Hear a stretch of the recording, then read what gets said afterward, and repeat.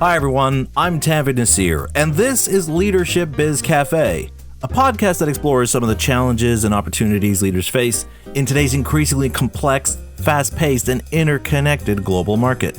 Leadership Biz Cafe is brought to you by Tanvi Nasir Leadership, our leadership firm that provides both virtual and in-person leadership keynotes, corporate trainings, and consulting services that will help you to improve the way you lead. To learn more about our services and what some of our clients have had to say about our work, visit our company's website at tanvinasir.com. And while you're there, be sure to check out my award-winning, internationally acclaimed leadership blog as well. And with that, I think it's time for me to brew up another Leadership Espresso Shot.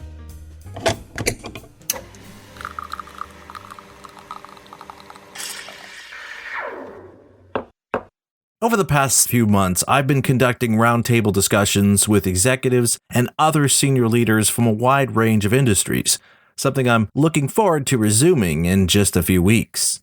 What's been interesting and insightful about these conversations has been the breadth of topics we've covered in these discussions, from how each company was addressing the growing demand for a hybrid work model in their organization, to the impact AI will have on their processes and how employees will collaborate and communicate with one another. Regardless of the topic or industry, one common thread that arose in all these discussions was an understanding that the way we approach leadership is fast changing and requires leaders to not only be more introspective, but outwards focused to better understand the needs of those under their care. That as much as leaders need to focus on various metrics and performance goals, they also need to pay attention to the emotional and psychological environment they're creating or allowing to surface under their leadership.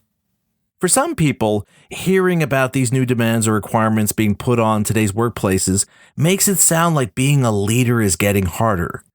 But there's a simple truth we all need to remember, and that is, leadership is hard. And it's meant to be hard. As I've discussed here on my podcast, leadership is not about you. It's about the people you lead. That alone makes this job a difficult one because you are taking on the responsibility of combining the hopes, dreams, and ambitions of a diverse group of people and connecting it to something bigger than yourself. But this has always been the key function of leadership, of how to rally the collective talents, experiences, insights, and creativity of a group of people around a common vision or shared purpose that others want to help transform into today's reality. Our collective history is replete with individuals we admire and try to emulate thanks to their successes in achieving goals that in their time seemed unimaginable. And yet, in light of today's faster-paced, ever-changing business environment, it can seem almost impossible for us to do anything more than to just get things done, or even to just get through the day. But the reality is that those you serve need you to do more than simply clear things off a to-do list. They need you to do more than simply hand out tasks and assignments that can be measured and tracked in order to assess their efficacy or productivity levels. While change might be happening at a much faster pace than what we've been used to, this doesn't free us from the reality that those we lead still expect us to be able to connect what they do with why we do what we do. If your organization is to move forward beyond simply treading water to actually making a difference, to rising above the mediocre, to doing something meaningful, you need to be able to continue to inspire, motivate, and empower your employees to bring their full selves to the work they do. And let's face it, that's a pretty tall order to put on anyone's shoulders, which is why we need to move beyond examining leadership from an inward, self-promoting perspective to an outward focus on how can we help those around us to collectively succeed. The simple truth of moving beyond surviving to thriving in today's interconnected global economy lies in putting in charge leaders who understand that leadership is hard and that it will continue to get harder in the years ahead. But this difficulty is not something to be wary of. Rather, it is a natural part of the landscape of those human endeavors, of those lofty goals that are worth pursuing. Leadership can no longer be viewed as another rung on the career ladder, as something that is positionally ascribed because of the role we play in our organization. Instead, we need to view leadership for what it is, as a calling to inspire, enable, and motivate those around us to believe we can do things better, that we can make things better than they are today. We need leaders who recognize that to engage people in the work they do requires the willingness to truly listen and understand the realities of those under their care, of what it is that would make people feel like they're making a difference, that what they do matters and is meaningful, and then connecting that to the greater purpose that defines our organization.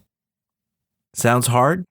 That's because it is, and that's exactly as it should be, as employees no longer need the command and control style of leaders, those who think they have all the answers and have little interest or need in hearing what those around them have to say about what's really going on around them.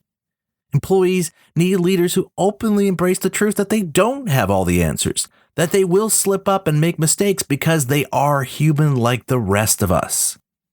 Today's organizations need leaders who don't let their limitations define them.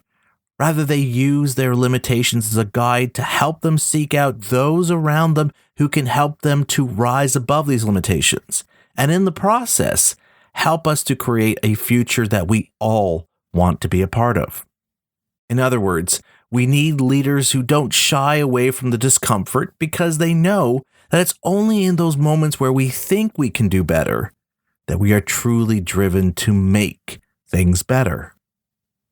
Unfortunately, in so many circles of modern day life, both in the public arena and in the private sector, we've collectively become resigned to think that such change or to have such expectations of those in charge is unrealistic or unattainable.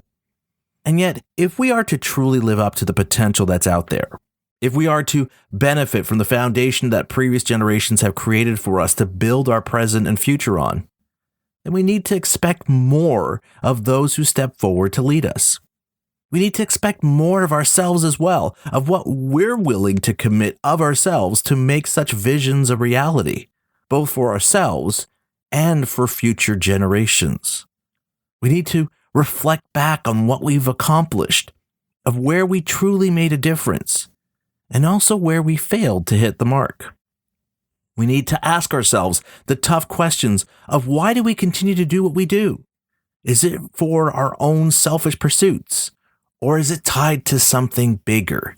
Something that others would willingly want to be a part of because they not only see a part for themselves in that grander vision, but because they feel a sense of value and purpose in committing themselves to this journey.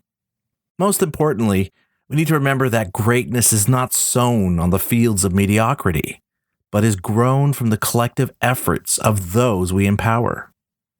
That's why mediocrity is what we risk fostering if we don't own up to what we actually accomplished through our leadership, of recognizing where we didn't meet up to the expectations for what those under our care were told they could count on us to deliver. We see this in the ongoing debate over hybrid work models and discussions of employees working from home.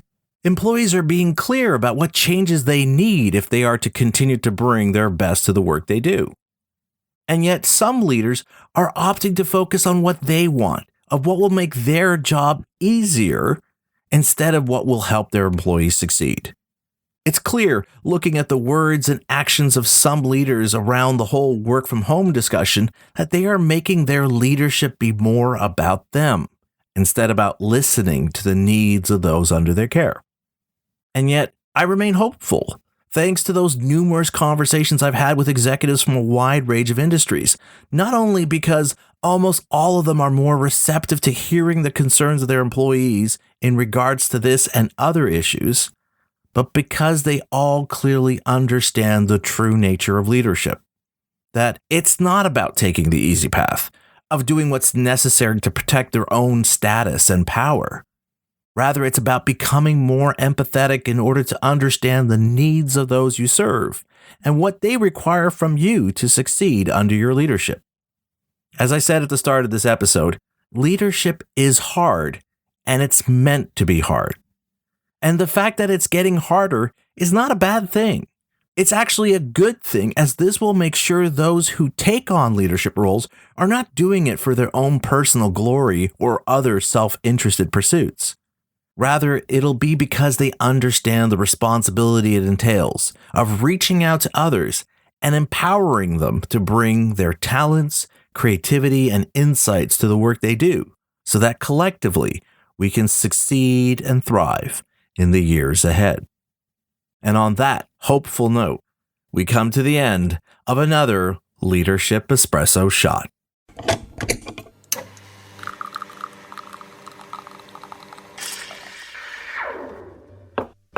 You know, when I sat down to think about what I'd like to share in this edition of my Leadership Espresso Shot series, I remembered something Doug Conant told me on this podcast, and that was his philosophy that you have to be tough-minded on standards and tender-hearted with people. And that's what I hope I've got you to consider here, that if you're in a leadership position or you're looking to become a leader, it's important to understand not only what you hope to get from taking on this role, but more importantly, what this role will demand of you. That we need to be tough with ourselves and ensuring we're not only delivering our best, but that we're keeping the focus on helping others before we help ourselves. And at the same time, that we're being tender-hearted with those we lead by being truly present to hear and understand their reality and what they really need from us to succeed and thrive under our leadership. Now, if you're interested in me delving deeper into these insights and discussing them with your colleagues and employees, I'd like to invite you to fill out the contact form on our website at tanvernasir.com so we can start that discussion. You can also check out my speaking page and workshop page on our company website to learn more about my speaking services and the kinds of topics I cover. In the meantime, I'd like to encourage you to share this or other episodes of my podcast with your colleagues and employees. The easiest way to do this is to simply share a link to the show's podcast page at tanvernasir.com/LBC. And don't forget to subscribe, rate, and review my leadership podcast on your preferred podcast platform to help support our podcast and encourage others to check us out. And with that, I'm Tanvir Nasir, and you've been listening to Leadership Biz Cafe.